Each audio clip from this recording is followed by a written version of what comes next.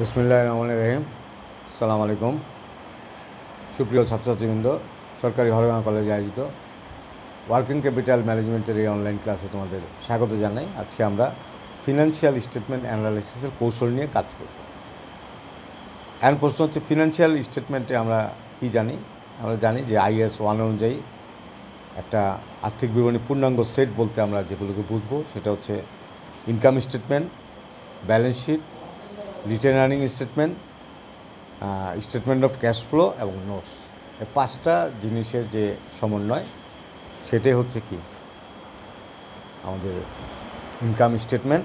এখন এই income statement করতে গেলে আমাদের যেটি প্রয়োজন হয় সেটার জন্য আমরা এই অর্থাৎ ফিনান্সিয়াল স্টেটমেন্ট বিশ্লেষণের জন্য যে কৌশল যেগুলো আছে আর কি আছে, সর্বসাকল্যে 10টা কৌশল আছে।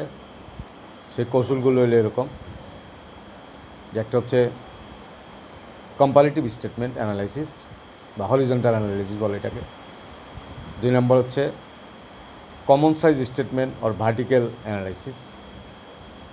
3 নম্বর হচ্ছে ঝোঁক বিশ্লেষণ বা ট্রেন্ড অ্যানালাইসিস। 4 হচ্ছে ক্যাশ ফ্লো অ্যানালাইসিস বা নগদ প্রবাহ বিশ্লেষণ। 5 হচ্ছে তহবিল প্রবাহ বিশ্লেষণ বা ফান্ড ফ্লো স্টেটমেন্ট অ্যানালাইসিস। 6 হচ্ছে রেশিও অ্যানালাইসিস। 7 হচ্ছে ক্রস সেকশনাল অ্যানালাইসিস। 8 হচ্ছে নেট ওয়ার্কিং ক্যাপিটাল অ্যানালাইসিস। 9 হচ্ছে ব্রেক ইভেন অ্যানালাইসিস এবং 10 হচ্ছে টাইম সিরিজ অ্যানালাইসিস। তাহলে আমরা বুঝতে পারি যে প্রথম যেটা কম্পারেটিভ স্টেটমেন্ট সেটা হচ্ছে একই ব্যবসায় পরপর কয়েক বছরের আর্থিক বিবরণী বিশ্লেষণ করে আমরা দীর্ঘমেয়াদী যোগ সম্পর্কে যে জানতে পারি সেটাই হচ্ছে কি এই বিশ্লেষণ। ব্যালেন্স শিট বিশ্লেষণ এর অন্তর্ভুক্ত। তো এখন এখানে আমরা কয়েক বছরের পাশাপাশি রেখে এটা আমরা কি করব বুঝতে পারবো আর কি। আর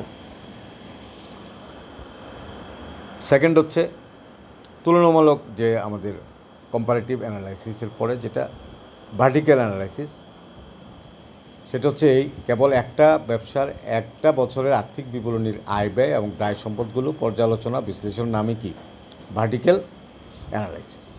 সেটা স্ট্যাটিক অ্যানালাইসিস হতে পারে, কমন সাইজ অ্যানালাইসিসও হতে পারে। তাহলে এইখানে আমাদের এই দুইটা ব্যাপার গেল। এই দুইটা ব্যাপার সহজ এই জিনিসটা, যে একটা হচ্ছে কয়েক বছরের, আরেকটা হচ্ছে একই বছরের। আর এটা গুরুত্বপূর্ণ আইডিয়া হচ্ছে ক্যাশ ফ্লো। তো ক্যাশ ফ্লো অ্যানালাইসিসও ক্যাশ ফ্লো দিয়েও কী করা যায়, ফ্রি ক্যাশ ফ্লো নগদ প্রবাহ, এটা নিয়েও কী করা যায়, অ্যানালাইসিস করা যায় এবং সেখানে আমরা অনেকগুলো অনুপাত আমরা বুঝতে পারি। আর ব্রেক ইভেন অ্যানালাইসিসটা কিন্তু খুব গুরুত্বপূর্ণ। সেখানে ব্রেক ইভেন পয়েন্ট থাকে একটা। ব্রেক ইভেন পয়েন্টের জন্য আমাদের যে ফর্মুলাটি প্রয়োজন হয় সেটা হচ্ছে ব্রেক ইভেন পয়েন্ট এককে হতে পারে, টাকায় হতে পারে, স্থায়ী ব্যয় ডিভাইড বাই একক প্রতি দত্তাংশ, টাকায় হলে স্থায়ী ব্যয় ডিভাইড বাই দত্তাংশ অনুপাত। আর দত্তাংশ অনুপাত করতে গেলে দত্তাংশ ডিভাইড বাই বিক্রয় ইন্টু 100। অ্যান্ড স্থায়ী ব্যয় মানে ফিক্সড কস্ট, কন্ট্রিবিউশন মার্জিন মানে হচ্ছে দত্তাংশ। তারপরে মার্জিন অফ সেফটি আছে, অর্থাৎ সমচ্ছেদ বিন্দু হতে যে পরিমাণ অতিরিক্ত পণ্য উৎপাদন ও বিক্রয় করা হয় তাকেই মার্জিন অফ সেফটি বলে। অর্থাৎ মোট বিক্রয় হতে সমচ্ছেদ বিন্দু বিক্রয় বিন্দু বাদ দেওয়ার পর যে ধনাত্মক মান পাওয়া যায় সেটা হচ্ছে কি মার্জিন অফ সেফটি। আর কন্ট্রিবিউশন মার্জিন হচ্ছে সেলস মাইনাস ভেরিয়েবল কস্ট বা স্থায়ী ফিক্সড কস্ট প্লাস প্রফিট, এর যে কোনো একটা দিয়ে কি হয় এই কন্ট্রিবিউশন মার্জিনটা পাওয়া যায়। তো এই অনুপাতটাও কি অত্যন্ত গুরুত্বপূর্ণ আর কি। তারপর আমাদের যেটা ডুপন্ট একটা বিশ্লেষণ আছে, ডুপন্ট বিশ্লেষণ। কোনো প্রতিষ্ঠানের আর্থিক বিবরণী বিশ্লেষণের একটা বিশেষ কৌশল হচ্ছে ডুপন্ট বিশ্লেষণ পদ্ধতি। এই পদ্ধতিতে ফার্মের আয় বিবরণী বা ইনকাম স্টেটমেন্ট ও ব্যালেন্স শিট উভয়ের তথ্য ব্যবহার করে দুটি পরিমাণের সাহায্যে আর্থিক অবস্থা যাচাই করা হয়। এটা যাচাইয়ের জন্য একটা হচ্ছে রিটার্ন অন টোটাল অ্যাসেট অথবা কি রিটার্ন অন কমন ইকুইটি, এই দুইটা দিয়ে এটা কী করা যায় তো দুইটা সূত্র আমার এই জন্য জানতে হবে। রিটার্ন অন অ্যাসেটের সূত্র হচ্ছে net profit margin into total asset turnover, অথবা EAT of for common stock holder divide by sales into sales divide by total asset, অথবা কি EAT for common stock holder divide by total asset.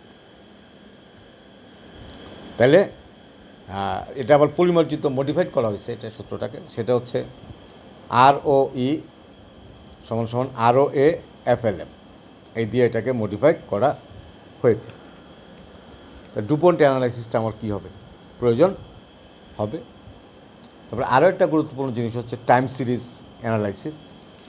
Time series মানে হচ্ছে একটা দীর্ঘ সময়ের জন্য এই টাইম সিরিজটা কী করা হয়, ব্যবহার করা হয়, এবং সেই জন্য সাধারণ ধারা বা দীর্ঘমেয়াদী ধারা, রীতিগত ধারা, চক্রক্রমিক পরিবর্তন, অনিয়মিত ব্যাধ, এগুলো কী করা যায়, জানা যায়। আর টাইম সিরিজের ক্ষেত্রে তোমার মেনলি দুইটা মডেল প্রচলিত আছে। প্রথমটা হচ্ছে এডিকটিভ মডেল, অর্থাৎ যোজন মডেল বলে এটাকে। এই মডেল অনুসারে কোনো পরিসংখ্যানবিদ মনে করেন কালীন সারির চলকের মান ওয়াইয়ের উপাদানসমূহের সমষ্টির সমান, অর্থাৎ ওয়াই সমান সমান হবে T plus S plus C plus I. অর্থাৎ এখানে হবে ওয়াই হলো কালীন সারির চলকের মান, টি হচ্ছে সাধারণ ধারার মান ট্রেন্ড ভ্যালু, এস হচ্ছে ঋতুগত ভেদ বা সিজনাল ভেরিয়েশন, সি হচ্ছে চক্রক্রমিক ভেদ বা সাইক্লিক্যাল ভেরিয়েশন, আই হচ্ছে অনিয়মিত ভেদ বা ইরেগুলার ইনফ্লাকচুয়েশন। তাহলে এটা গেল অ্যাডিকটিভ মডেল বা যোজন মডেল বলে এটাকে।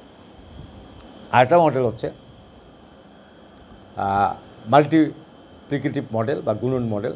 অর্থাৎ এখানে মডেল অনুসারে কোনো পরিসংখ্যানবিদ মনে করেন কালীন সারির চলকের মান ওয়াইয়ের উপাদানসমূহের গুণফলের সমান হবে, অর্থাৎ ওয়াই সমান সমান T into S into C into I. আরেকটা আছে যেটা যে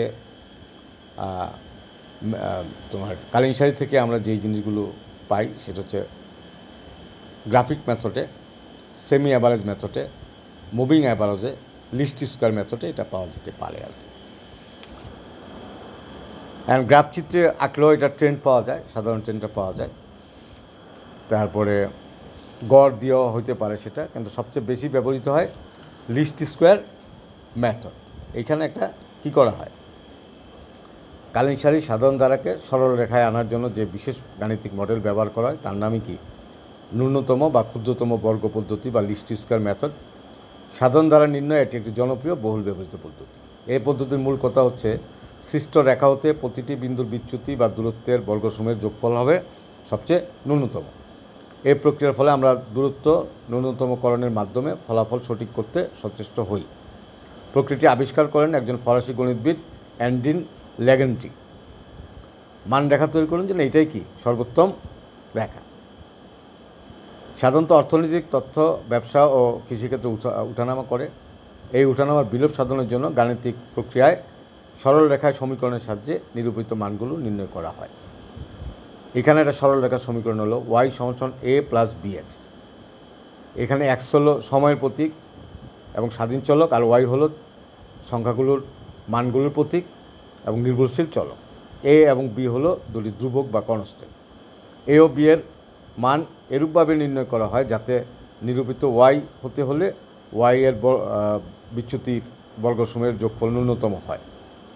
এবং দুইটা সমীকরণ আছে, সামেশন ওয়াই সমান সমান N A into B summation X, আর একটা সামেশন এক্স ওয়াই সমান সমান A into summation X plus B into summation X square. এই সমীকরণ দিয়েও কী করা যায়, এখানে আমরা কি করতে পারি, এই ট্রেন্ড বিশ্লেষণ করতে পারি। তারপরে আমাদের যেটা আরও কিছু ফর্মুলা আমরা এখানে ব্যবহার করতে পারি সেটা হচ্ছে সাধারণ ধারা থেকে কালীন সারি থেকে সাধারণ ধারা অপসারণ বা বর্জন করার জন্য এটার আছে। আর আমরা মৌলিক আর্থিক বিবরণী বিশ্লেষণের জন্য আরও কিছু পদ্ধতির মধ্যে লিস্ট স্কোয়ার মেথডটা কিন্তু কি খুবই বেশি করে ব্যবহৃত হয়, এটা আমরা জানি।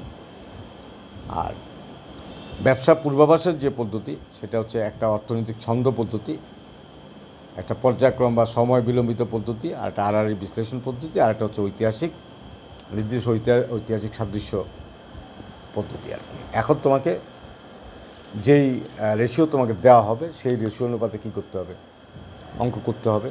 মানে ফিক্সড কস্ট রেশিও বলতে পারে, ভেরিয়েবল কস্ট রেশিও বলতে পারে, কন্ট্রিবিউশন মার্জিন চাইতে পারে, প্রফিট রেশিও চাইতে পারে, প্রফিট ভলিউম রেশিও চাইতে পারে, ব্রেক ইভেন সেলস ইউনিটে চাইতে পারে, ব্রেক ইভেন পয়েন্ট টাকায় চাইতে পারে, ব্রেক ইভেন পয়েন্ট রেশিও চাইতে পারে, ক্যাপাসিটিতে চাইতে পারে, মার্জিন অফ সেফটি রেশিও চাইতে পারে, তারপরে অ্যাকচুয়াল সেলস চাইতে পারে, তারপরে টার্গেট সেলসও জানতে চাইতে পারে, এটা ইউনিটেও চাইতে পারে, টাকাও চাইতে পারে, আবার এই ভলিউমও চাইতে পারে আর কি। এটা তো টার্গেট সেলস সেটাও কিন্তু কি ইউনিটে হতে পারে, টাকাও চাইতে পারে। অর্থাৎ যখন যেটা প্রশ্ন তোমাকে চাবে ওই অনুপাতে তোমার কী করতে হবে, উত্তরগুলো করতে হবে। তো এইখানে ব্রেক ইভেন সেলসটা গুরুত্বপূর্ণ। হরিজন্টাল ভার্টিক্যাল অ্যানালাইসিস অনেক সময় আসে, লিস্ট স্কোয়ার মেথডও আসে। যেটা চাবে তোমাকে ওই অনুপাতে কী করতে হবে, অঙ্কটা করতে হবে। তাহলে এই ছিল আজকের আলোচনা। আশা করি সবাই বুঝতে পেরেছ। পরবর্তী আলোচনা দেখার আমন্ত্রণ জানিয়ে আজকের মতো এখানেই শেষ করছি। সবাই ভালো থাকো। আসসালামু আলাইকুম।